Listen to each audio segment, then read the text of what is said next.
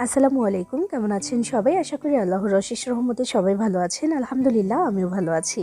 শানুস পাকের ঘরে নতুন আরও একটি রেসিপি দেখার জন্য সবাইকে আরও একবার ওয়েলকাম জানাচ্ছি। আজকে আমি আপনাদের সাথে শেয়ার করব কুড়মুড়ে এবং মুচমুচে পটেটো মশলা ফ্রাই। আজকে মশলাদার আলু ভাজা দেখাবো এবং একটু ভিন্নভাবে। এটা কিন্তু অনেক বেশি মজার হয় আর অনেক বেশি চটপটা টাইপের হয়। আর মুচমুচের কথা কি বলবো, এত বেশি মুচমুচে হয় যে আপনি এটা একবার বানালে 4 থেকে 5 ঘন্টা পর্যন্ত কিন্তু এমনই মুচমুচে থাকবে, একটুও নরম হবে না। তো চলুন আজকে এটা কীভাবে বানাই সেটাই দেখে নেওয়া যাক। আর আপনি আমার ভিডিওতে একটা লাইক করে চ্যানেলটি সাবস্ক্রাইব করে পাশেই থাকবেন আশা করছি। এখানে আমি নিয়েছি 4টি আলু, মিডিয়াম সাইজের আলু নিয়েছি আমি। বেশি করে বানালে আরও বেশি করে নিতে পারেন। যা কিছু ব্যবহার করব এই 4টি আলুর অনুপাতে আমি ব্যবহার করব মশলাগুলো। আচ্ছা, আলু কাটবো সেটা আসলে দেখানোর মতো তেমন কিছুই নেই মনে হলো, তো সেজন্য আর দেখালাম না, শুধু শুধু ভিডিওটা বড় করলাম না। আলুগুলোকে আমি খোসা ছাড়িয়ে এইভাবে লম্বা লম্বা করে কেটে নিয়েছি। ওই যে ফ্রেঞ্চ ফ্রাইয়ের জন্য আমরা যেমন করে কাটি তেমন করেই, তবে একটু পাতলা করে কেটেছি। কেটে ভালো মতো ধুয়ে পানিটাকে ঝরিয়ে নিয়ে ফ্যানের বাতাসেও রেখে দিয়েছিলাম প্রায় 5 মিনিটের মতো। মানে পানি বলতে এখানে তেমন আর কিছুই নেই, একদম শুকিয়ে নিয়েছি।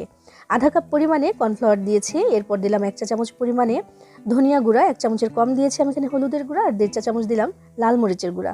যদি বাড়িতে বাচ্চা থাকে তাহলে ঝালটা একটু বুঝে দিবেন বা স্কিপ করে দিতে পারেন। এরপর দিলাম আমি লবণ স্বাদ মতো, আর দিচ্ছি এখানে আমি টেস্টি সল্ট বা আজিনোমোটো যেটাকে বলা হয়ে থাকে, তো সেটা দিলাম আমি 1 চিমটি পরিমাণে। আদা রসুন বাটা দিচ্ছি আধা চা চামচ করে, জিরা বাটাও আধা চামচ দিয়ে দিলাম। জিরা গুঁড়ো করা নাই আমার কাছে, তো বাটা ছিল সেটাই দিয়ে দিয়েছি। এবার আর কিছুই না, হাত দিয়ে সব কিছু ভালোভাবে মাখিয়ে নিতে হবে। মাখানোর সময় প্রথম অবস্থায় মনে হতে পারে যেহেতু সব কিছু এখানে শুকনো এবং একেবারে ঝরঝরা হয়ে আছে, তো এখানে একটু পানি দেই, তবে না, পানি কিন্তু দেওয়া যাবে না। যেহেতু এখানে মশলাগুলো দিয়েছি, বিশেষ করে লবণ দিয়েছি, আলুর সাথে মিশে কিন্তু আলু থেকে এখন পানি ছাড়তে শুরু করবে।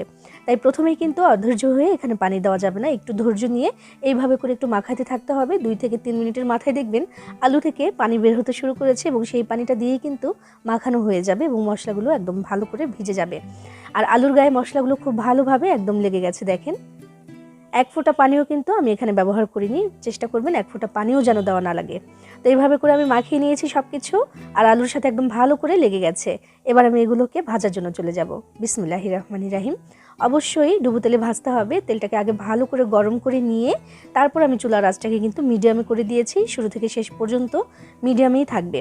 এবার আমি এই আলুগুলো এখানে দিয়ে দিচ্ছি, একসাথে যতগুলো দেওয়া যায়। চেষ্টা করছি একটু সিঙ্গেল সিঙ্গেল দেওয়ার জন্য, একটা একটা করে দেওয়ার জন্য, যেন একসাথে লেগে না থাকে। এতে করে তাড়াতাড়ি ভাজা হবে আর অনেক মুচমুচেও হবে। চুলার আঁচটাকে কিন্তু বাড়িয়ে দেওয়া যাবে না, মানে মিডিয়াম থেকে খুব বেশি বাড়িয়ে দেওয়ার কোনো দরকার নেই। এতে করে দেখা যাবে তাড়াতাড়ি করে উপর থেকে ভাজা হয়ে যাবে বা কালারটা এসে যাবে, তবে ভেতর থেকে কিন্তু সেই মুচমুচে ভাবটাও আসবে না, আর বেশিক্ষণ কিন্তু এটা আর মুচমুচেও থাকবে না। এই জন্য মিডিয়াম আঁচে রেখে আমি ধীরে ধীরে ভাজবো, সময় লেগে যাবে প্রায় 10 মিনিটের মতো। যতগুলো দেওয়া যায় দিয়ে দিয়েছি। এবার ঘন ঘন নাড়াচাড়া করে দিতে হবে একটু পরপর, যেন চারপাশ থেকে ভালো মতো ভাজা হতে পারে। আর আলুর সাইজটা এখন দেখেন, এমনিতে আমি পাতলা করে কেটেছিলাম, তারপরে এখন যেমন আছে এর থেকেও কিন্তু আরও পাতলা হয়ে যাবে। মানে ভেতর থেকে আস্তে আস্তে ভাজা হতে থাকবে, রসটা বের হতে থাকবে, আর এটা কিন্তু আরও চিকন হতে থাকবে।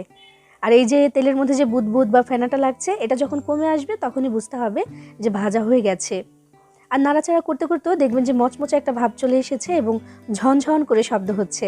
এই যে এই সময়টাতে ঝনঝন করে শব্দ হচ্ছে একটার গায়ে আরেকটা লেগে, তো বোঝাই যাচ্ছে যে ভাজা হয়ে গেছে মাশাল্লাহ।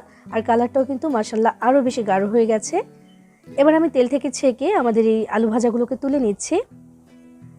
আলুগুলো আমি 2 ব্যাচে ভাজবো, তো এই ব্যাচটা তুলে বাকিটা ভেজে নিব এখন আমি। আর চেষ্টা করবেন এইটা যদি বানান একটু বেশি করে বানাতে, কারণ এত বেশি মজাদার যে কারাকারি লেগে যাওয়ার মতো অবস্থা হয়, এত বেশি ভালো লাগে এটা খেতে। আর এমনি তো এমন ধরনের যে মুচমুচে খাবারগুলো আছে, এটা কিন্তু মোটামুটি সবাই পছন্দ করি আমরা, ছোট থেকে বড়। তাই বানালে একটু বেশি করে বানাবেন, একদম চটপটা ঝালঝাল খুব ভালো লাগে খেতে এটা। আর মুচমুচের কথা কী বা বলবো, এটা যদি বানান আপনি নিজের হাতে তখনই কিন্তু বুঝতে পারবেন কতটা মুচমুচে হয়েছে। ভেজে নেওয়া হয়ে গেছে, মাশাআল্লাহ দেখেন কত মুচমুচে হয়েছে। এইভাবে চাইলে আপনিও বানিয়ে নিতে পারেন, সবাই পছন্দ করে খাবে এবং একবার খাওয়ালে বারবার রিকোয়েস্ট করবে এটা বানিয়ে দেওয়ার জন্য। বানিয়ে খেয়ে দেখবেন, ভালো লাগবে ইনশাআল্লাহ। সবাই ভালো থাকবেন, সবার জন্য সবাই দোয়া করবেন। আল্লাহ হাফেজ।